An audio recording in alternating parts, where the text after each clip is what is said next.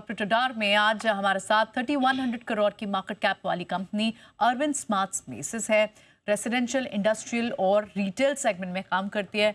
$2 billion के लाल भाई group की रियल एस्टेट की एक डिवीजन है, ब्रांच आउट है।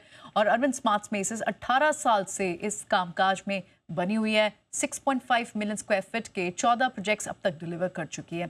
हमारे साथ आज कंपनी के आगे के आउटलुक पर बात करने के लिए और आगे किस तरह की रोड मैप देखती है कंपनी, एमडी एंड सीईओ कमल सिंघल हैं। बहुत बहुत शुक्रिया मिस्टर सिंघल आज समय देने के लिए और जी बिजनेस पर आज हमसे बात करने के लिए बहुत बहुत शुक्रिया आपका। मेरा पहला सवाल आपसे मिस्टर सिंघल यही रहेगा, हमने देखा आपने कई सारे फ्रेश लॉन्चेस अनाउंस किए हैं FY26 के लिए, है ना। Good amount of money also, 4000 crore, चाहे वो बेंगलुरु में हो, एमएमआर रीजन में हो, गुजरात में हो, और अब भी आपके पास कई सारी अनसोल्ड इन्वेंट्री भी पड़ी हुई है। थोड़ा सा आप हमें इसके बारे में और डिटेल्स बताएंगे, FY26 के लिए क्या क्या बड़े बड़े लॉन्चेस प्लान हैं और कौन सी सिटीज़ हैं?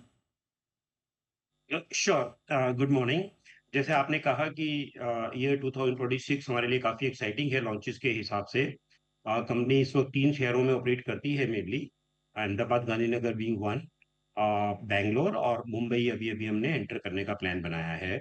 इन तीनों में मिला के इस साल में लगभग 4,000 करोड़ रुपए के लॉन्चेस हमने प्लान किए हैं।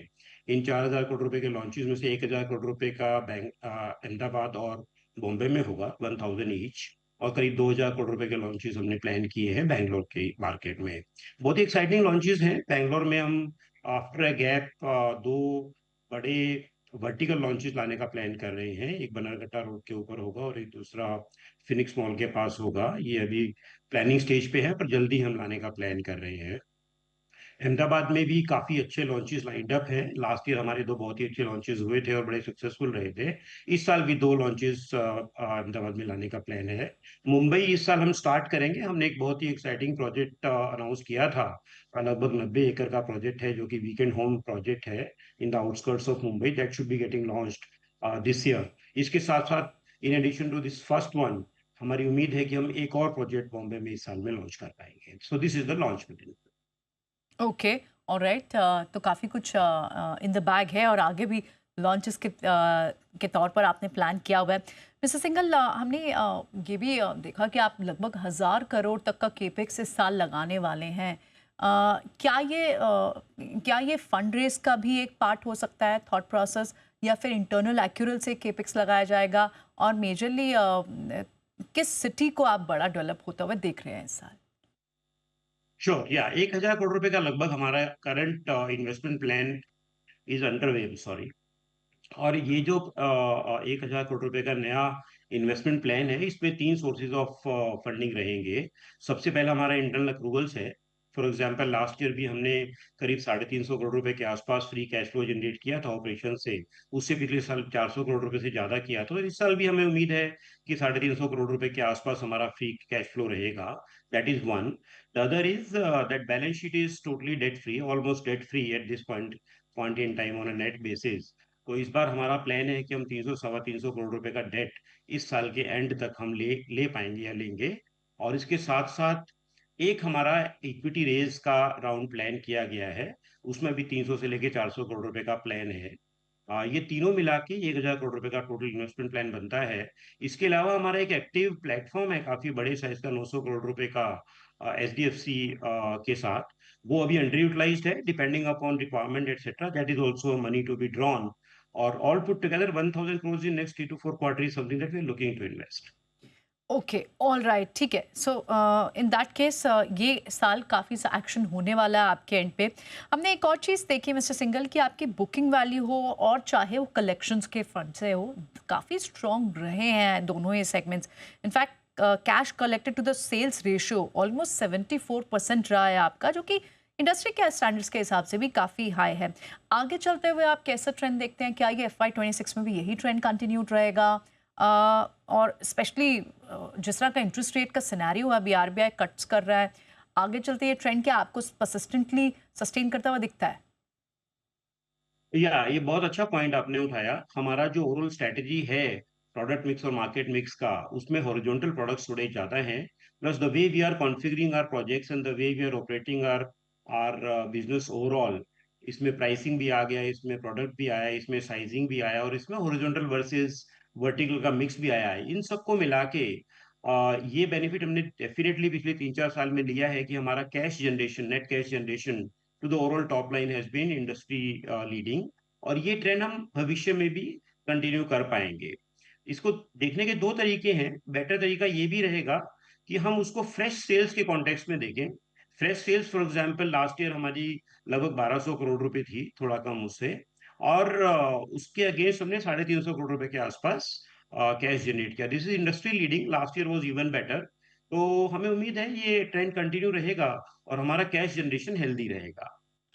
ओके, कैश जनरेशन हेल्दी रहेगा आपका आगे भी, तो यानी बहुत हद तक जो हमने एक स्ट्रेंथ देखी है आपके इस सेगमेंट से, उस ट्रेंड को आप आगे भी कंटिन्यू करने के कॉन्फिडेंट दिख रहे हैं। बट मिस्टर सिंघल, क्या थोड़ी सी आगे की एक गाइडेंस भी हम ले सकते हैं आपसे? किस तरह के प्री सेल्स नंबर्स आप आने वाले सालों में, अगले 2 से 3 साल में देखते हैं? और देखिए हम पिछले 5-6 साल में, 7 साल में लगभग 30-35% ग्रो करते रहे हैं। Last year was a little of a blip. हम 15 से 20% ग्रो किए टॉप लाइन फ्रेश सेल्स के कॉन्टेक्स्ट में, और वो इसका कारण ये रहा कि एक लॉन्च हमारा कम से कम ऐसा था जो कि इस क्वार्टर में शिफ्ट हुआ प्रीवियस क्वार्टर की बजाय। बट अदरवाइज़ हमारा ट्रैक रिकॉर्ड बताता है कि 30% के आसपास की ग्रोथ हमने डेफिनिटली अचीव करी है, और हमारा ये उम्मीद है कि आने वाले कुछ सालों में ये ग्रोथ ट्रेजेक्टरी मेंटेन रहेगी। जो थोड़ा-सा हमारा एक मिस लॉन्च हुआ था लास्ट ईयर, वो इस साल में ऐड होगा। इसका ये भी मतलब निकाला जा सकता है कि इस साल हम नॉर्मल 30-35 ग्रोथ से ज़्यादा कुछ ग्रोथ कर पाएँगे, क्योंकि ये एक एडिशनल लॉन्च इस साल में ऐड हो जाएगा। सो ऑल इन ऑल इस साल 35 से 40% की ग्रोथ हम एक्सपेक्ट कर रहे हैं फ्रेश सेल्स में, और on a long term basis हमें पूरी उम्मीद है कि हम 30 से 35% की ग्रोथ दिखाते रहेंगे। नेक्स्ट क्वेश्चन मैं आपसे ये समझना चाहती थी, क्योंकि आप बहुत सारी कैटेगरीज में हैं, सिर्फ रेसिडेंशियल ही नहीं, in fact built up homes, develop plots, luxury, mid market segment. अब इन सभी डिफरेंट डिफरेंट कैटेगरीज में से सबसे ज़्यादा प्रॉमिसिंग आपको कौन सा, जहाँ बड़ी स्ट्रॉन्ग डिमांड दिखती हो, जहाँ आपका भी एज अ पाइपलाइन के तौर पर फोकस ज़्यादा हो? या तो हमें as you said very rightly कई सेगमेंट्स में हम प्रेज़ेंट हैं। इसमें मेनली हमारा काम रेज़िडेंशियल सेगमेंट पे है। हाउ रेज़िडेंशियल के अंदर भी हमारा जो फ़ोकस है वो हॉरिज़ॉन्टल रेज़िडेंशियल डेवलपमेंट पे ज़्यादा है।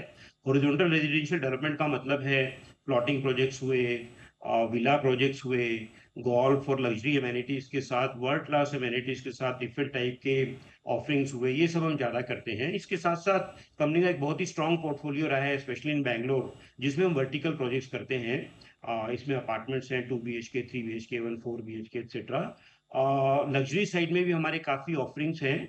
हमारे काफ़ी high and world class villa projects हैं जो कि अपने आप में एक बेंचमार्क रहे हैं डिफरेंट सिटीज़ में। सो ऑल इन ऑल सभी प्रोजेक्ट्स बहुत अच्छे हैं, बहुत अच्छा परफ़ॉर्म कर रहे हैं। बट जनरली हमने देखा है कि मिड और अपर मिड सेगमेंट में जो हॉरिज़ॉन्टल सेगमेंट है वो काफ़ी अच्छा परफ़ॉर्म कर रहा है। वहाँ पे हमने एक बहुत ही अच्छी ब्रांड इक्विटी और एक प्रोडक्ट में बेंचमार्क स्थापित किए हैं, और आने वाले टाइम में भी हम देखते हैं कि ये सेगमेंट हमारे लिए काफ़ी अच्छा रहेगा। इसके साथ-साथ वर्टिकल प्रोजेक्ट्स जो हैं वो ब्रेड एंड बटर हैं, वो चलते हैं और चल रहे हैं।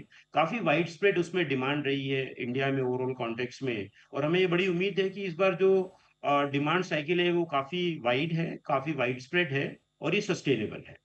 ओके, ऑल राइट, ठीक है। बहुत बहुत शुक्रिया आज मिस्टर सिंघल, इतनी डिटेल में हमारे सारे क्वेश्चंस को समझाने के लिए, for being so patient with us. बहुत बहुत शुक्रिया आपका आज समय देने के लिए। अगले क्वार्टर में फिर आपसे बात होती है। Post the numbers. Wishing you luck.